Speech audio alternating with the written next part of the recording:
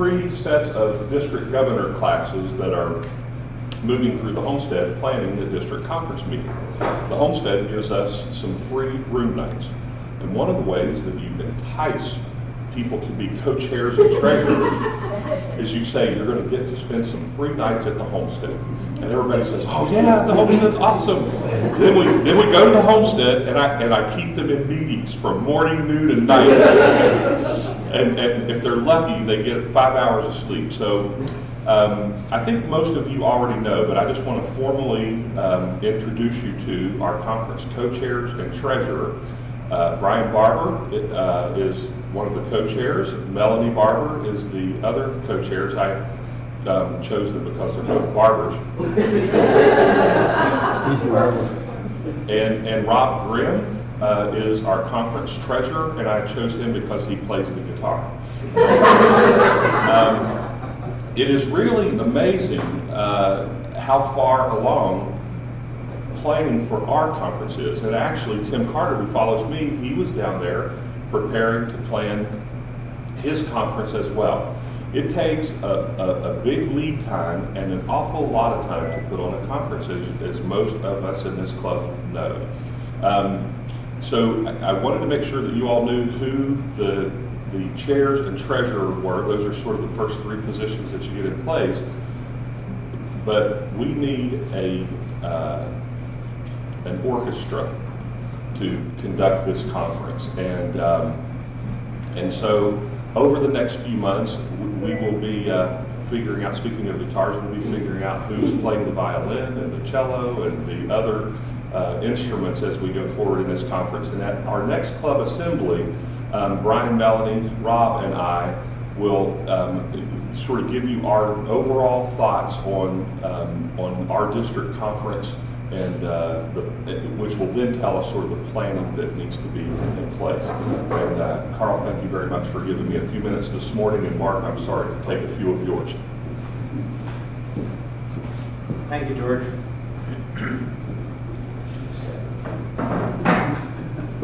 I would like to introduce our guest speaker. We're doing a little bit of change up, a little hybrid club assembly. We are having a speaker this morning, Mark Jordan. You probably know him. He's a retired, longtime Rotarian, past president of the Front Royal Club. He is the Area 1 Foundation advocate, and he's also a retired minister from First Baptist Church. So I would like to introduce Mark Jordan.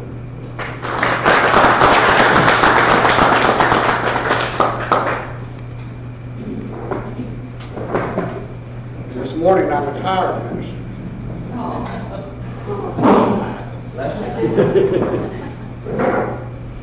When you retire, you're not used to getting up quite so early as you used to. I appreciate the opportunity to be with you today to talk about the foundation. And I know that most of you probably know most everything I'm going to say. So I'm going to do this just a little bit differently. Also because I forgot my mini cord, and nobody else has one. And I don't know why this computer is built with just that in there. So anyway, I'm going to share some thoughts with you, that some of which you've heard, but hopefully maybe I can get you to think about the foundation maybe in a slightly different way. What if you could be a part of a powerful movement? Because there are a lot of movements that are going around in the world today. But what if you could be a part of a powerful movement that was literally changing the world, meeting some of the greatest needs? Well, and not only that, what if you could be a part of a movement that was literally saving lives all over the world? That's why, one of the reasons I'm part of the Rotary Foundation. And there are a couple other things that I want to just quickly talk about. First of all, Rotary reaches across all political and geographical boundaries. There's not many movements in this world today that do that. And I think that's a rather astounding thing.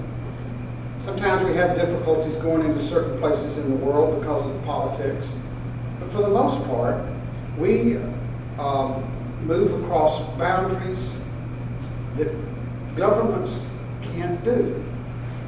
And one of the reasons is that we're also a non-religious organization. That doesn't mean that you don't have any religion. It just means that we don't have an official religion as Rotarians. And that's a very important thing when you're looking at the whole world. But what is so significant about the foundation is that we focus on all the greatest educational and humanitarian needs that the world faces, which gives Rotary Foundation a great deal of respect around the world. And I think it's also one of the reasons that helps us get across some of the boundaries that we face in this world. I guess this is true. I heard that Rotary Foundation has a greater reach in this world than the United Nations. That's a pretty phenomenal statement, I think. And I think it's true. And the foundation mostly works because it's your foundation. It's up to you and me to make this thing go. But how does Rotary save lives around the world? And why is it so important for us to be involved in this? First of all, Rotary saves lives by fighting hunger. Through all kinds of hunger programs, as well as clean water programs, we literally save lives in the world every day. But not only that, we fight child mortality and diseases in this world through clinics that help women with prenatal care, with health clinics that literally save people's lives. We work hard in the world to create peace and to deal with the conflict by trying to resolve conflict. The Peace Academy trains Rotarians to think about how do we live in this world in peace. I recently went to the movie Dunkirk. I don't know if y'all have seen that. And it was an amazing movie. And somebody asked me, did you enjoy it? And I said, no, I really didn't enjoy it. It's not the kind of movie you enjoy. But I thought it was significant. But what I came away with is how stupid we human beings are. I mean, all the years that we've lived on this earth, and we have not figured out that the only way to live together is in peace. The only way. It's the only option we have. And yet we're so stupid that we cannot really get this into our heads. And it's all over the world. And the Rotary Foundation, through its Peace Academies, is trying to change that. It's trying to educate us human beings. And it's a big job, because we've got ingrained in us that the only way to deal with conflict and difficulties is by killing other people. And it's really crazy. And as I was sitting there watching this movie, watching one young person's life after another just being wasted, I could not help but wonder, what will it take for us to wise up and realize what a stupid thing this is? Maybe it will take the Rotary Foundation. At least it's trying to do something about that. And it's one of the things that I'm most excited about in terms of what we do through the Rotary Foundation. But we also save lives through economic development. We have programs where we work with women to try to empower them by giving them skills as well as outlets for the work that they do so that they can be more independent. That's just one of the examples that we do in economic development. We go into communities and help build those communities and try to create healthy and productive lives there so that they can move on in their lives. The thing that you all know is polio eradication saves lives. My grandmother was a polio victim, and I remember watching her trying to work, and she did work until she died. She had to limp really bad, and it was hard for her to get around. It impressed me as a young kid just how serious this thing is.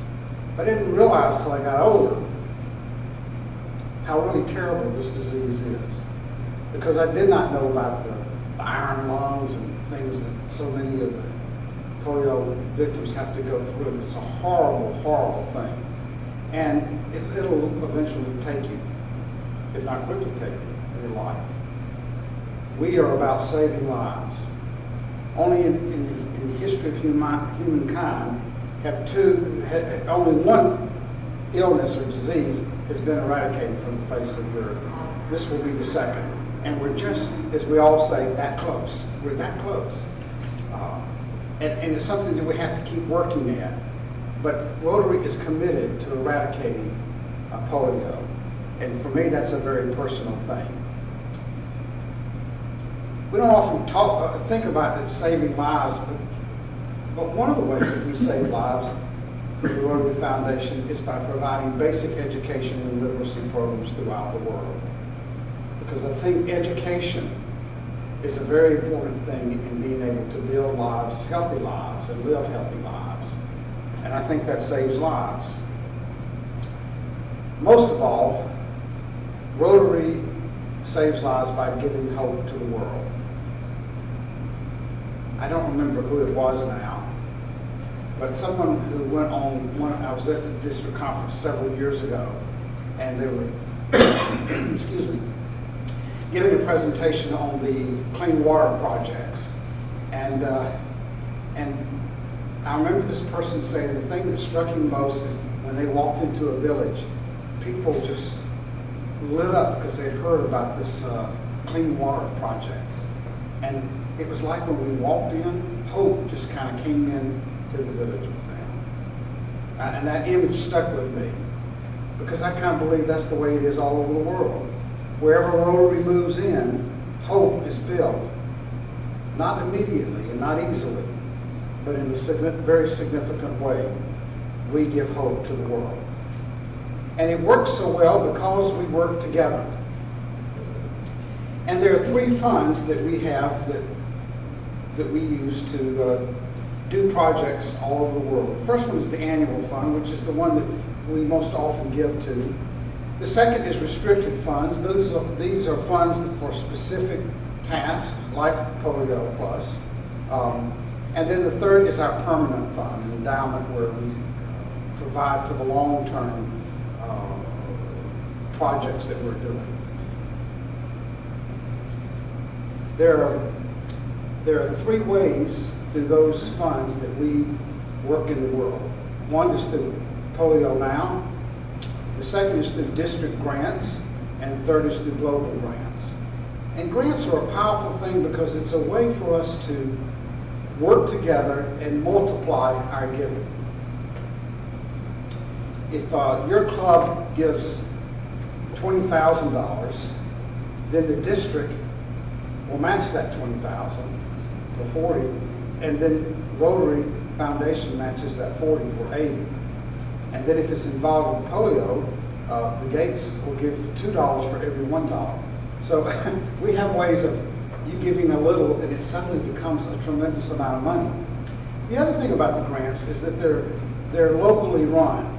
If you're going to do a project in Haiti, for instance, then the way that works is that we try to find a Rotary Club in the area that we want to do the project, and they become the administrators along with your club as a partner.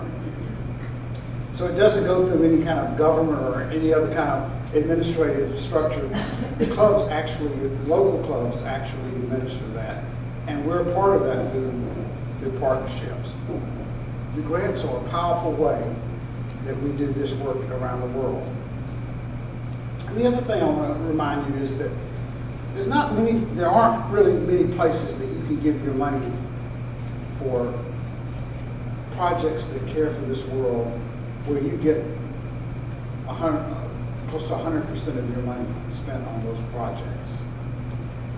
when you give money, it goes into a fund for 3 years where the interest is used to pay for the administrative cost of Rotary. At the end of that 3 years, the 100% of your money is taken out to be put into projects. Now it's changed a little bit because they have authorized up to 5% to be used for administrative costs for the carrying out of those projects. In my thinking, that's still part of the project though, because everything requires some administration. And so I still like to think that 100% of our money goes for projects that really do give hope to the world and save lives. So how do you support the foundation? Let me very quickly just mention some of the ways that we do that. I want to mention the first thing is that Rotary has really encouraged, and their goal is that every single Rotarian understand they're part of the Rotary Foundation. And they're asking that every Rotarian give at least $25 every year. That's the very base minimum that we need to be giving as Rotarians. Because when you join Rotary, you don't just join this club. You join Rotary International, of which this foundation is the arm that we have in the world. But beyond that, they have the goal of every Rotarian every year giving not only 25, but also becoming a sustainer.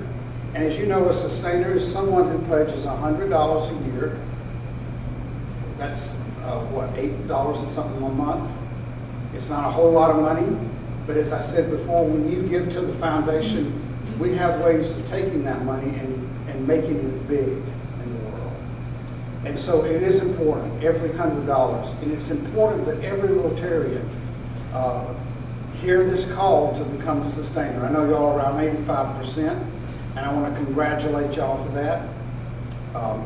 My club is about the same level. We need to work hard to get to 100%. I think we can do it. The other thing is that Rotary recognizes those who give $1,000 through the Paul Harris Fellow Society. I'm sorry, the Paul Harris Fellow. When you give $1,000, you will recognize as Paul Harris. And then if you give over $1,000, every $1,000 after that, you rise up a different level. One of the things I want to remind you of is that when you have actually given, because sometimes clubs will match people's gifts to become a Paul Harris Fellow, but when you reach $1,000 of your own money that's in the foundation, then every $1,000 after that, you are allowed to name someone else a Rotarian, a Paul Harris Fellow. They don't even have to be in Rotary. So you can name a spouse or a child. Many people do their children after they do their spouse, of course. We're going to cause some family problems here.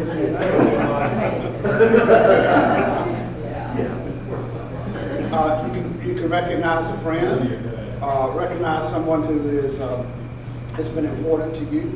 You can do anybody you want to do, and every $1,000 of your cash that is put into the foundation after the initial $1,000 entitles you to name someone else a Paul Harris Fellow. So when you move up a level, if you've done it with all of your money, then you actually can name someone else.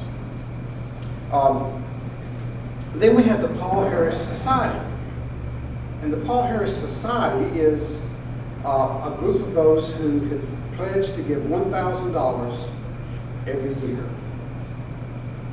And I don't know how many you have in this club. I know you have several Paul Harris Society members, and that's a tremendous level of commitment, and I thank you. Maybe you might want to consider doing that, which can lead to, or you can just go ahead and do it. The next level that they recognize is major donor. That's $10,000. And when you give $10,000, you become a major donor, and that's kind of like the highest honor. The other thing is benefactor. Now here's a real no-brainer. All you have to do is specify in your will that you will leave $1,000 to Rotary when you die, to the Rotary Foundation. And when you think about that, I'm not worth anything. I don't have any money, okay? But when I die, I'm gonna be worth a lot of money. $1,000 is nothing. It's insignificant in terms of what will be in my estate and whoever gets that. So here's a way that you can support the foundation without any sacrifice on your part whatsoever. And it can mean a lot for the Rotary Foundation down the road. And then there's the Bequest Society. You have the benefactor, and then you have the Bequest Society, which is, in your will, you pledge to leave $10,000. These are just some of the ways that you can become supportive of the Rotary Foundation. But I want to ask you, why do you really want to support the foundation? And I'm sorry I didn't bring my cord with me, because I'd like to show you a picture. So you're going to have to imagine this picture up here. It's a little boy holding out his hand. You've probably seen the picture, with a cup of clean water, or a glass of clean water. And you can see the big smile on his face, because that's his first glass of clean water. And you help do that.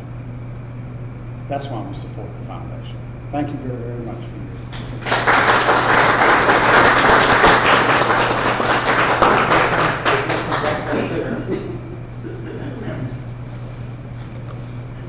In honor of your talk this morning, we will present a book in your name.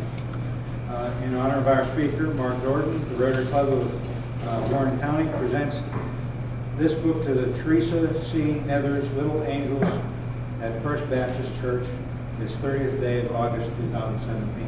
This will be presented to them in your honor for speaking to us. I know him well.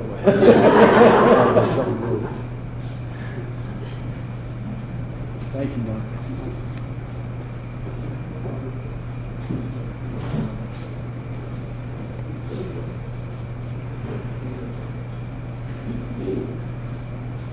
All right, next week will be VDOT will give us an update on the bridge progress and the completion date for the bridge.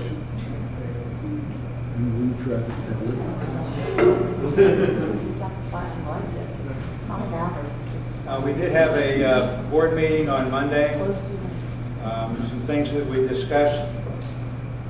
We discussed the gala beneficiaries for 2018, and we did a vote on those to accept what the service committee recommended. They are the St. Luke Clinic. Will provide an awning over the ramp and the porch area on the side entrance. And Samuel's Public Library is extending their reading program through the winter, so we're going to support the winter reading program. Maybe I shouldn't say this, but since I serve on the board of both, thank you. And I used to serve on the board, I thank you. Yeah. And I would say that wasn't taken into consideration. I know. I'm not just saying. Somebody doesn't show up after me. Well, they call me your boss. Not to be hidden off, Yeah. right? But anyway, I'll shut up now. And we did discuss the where we're at with the 501c3. Rob is going to be speaking with Mike on Friday, so hopefully we'll have an update next week on that, where we're at with that. And I haven't had a chance to talk to Gene yet.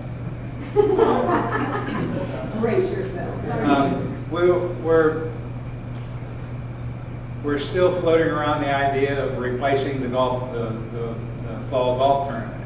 Yes. So we kind of recommending that the Ways and Means Committee put together a subcommittee on figuring out a replacement for the golf tournament.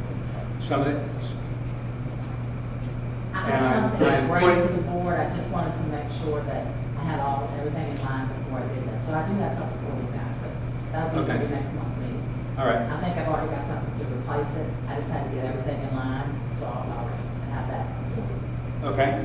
And some of the ideas that we're talking about was a disc golf tournament out at Rockland Park, a 5-10K run walk, and make it family oriented, and that could be in the spring. It was also recommended that it could be around New Year's. These runners do. They don't care what kind of weather they're running in. And we also thought about the Thanksgiving time frame, turkey trot.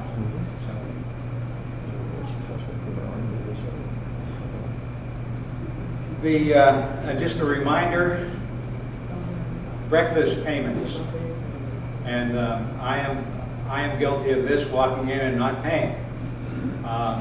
So I owe some money to pay. But to come into our breakfast meeting is $2. That's to walk through the door. That gets you coffee, juice, water. If you want breakfast, it's $8. We submit that to the club or the golf club every week as payment. So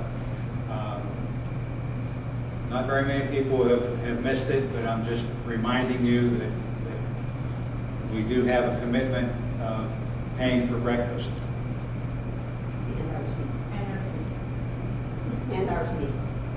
NRC. Yes. And we have a couple of prospective members in the book back on the Master Arms table.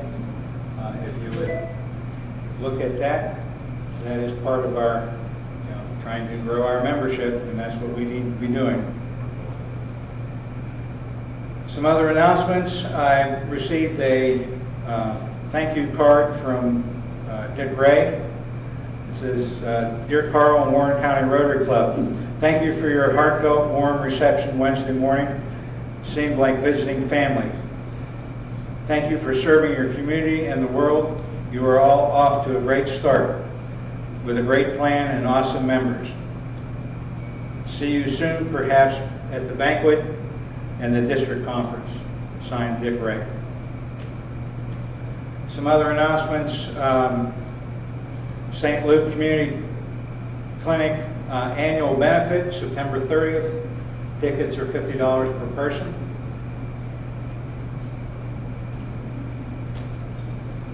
Samuel Library. Annual meeting is the 7th of September. Looks like they have a new person, Harold Hayes, coming in from Oregon to take over the Warren County Library. And Monday, September 18th, Relay for Life leadership interest meeting. So anybody interested in helping with Relay for Life, that is at the Front Royal Volunteer Fire Department on September 18th, and dinner will be served. We have a golf tournament coming up on the 29th of September. Yes, we do. Yes, we do. We have a service committee meeting on the 18th at 5:30 at the Public Safety Building. And we do have our golf tournament, as Herb just stated, on the 29th at Shenandoah Valley Golf Club. We still need people to volunteer. We're probably going to be coming around and tapping you on the shoulder and asking you what you're going to be doing for us on the 29th. Where are we at with golf teams? Do you know, Herb? Yeah. I don't have one golfer's name yet. However, I was told that Donnie Tolson is getting a team together with Brandon, and they're trying to get 2 other people to play. Louise Labarco. What's that? Louise Labarco will put one together. Do you have a form for them? Yeah, I got one. Yeah. I'll give it to you. But know that unless we have golfers, the whole sponsor sign is go unread.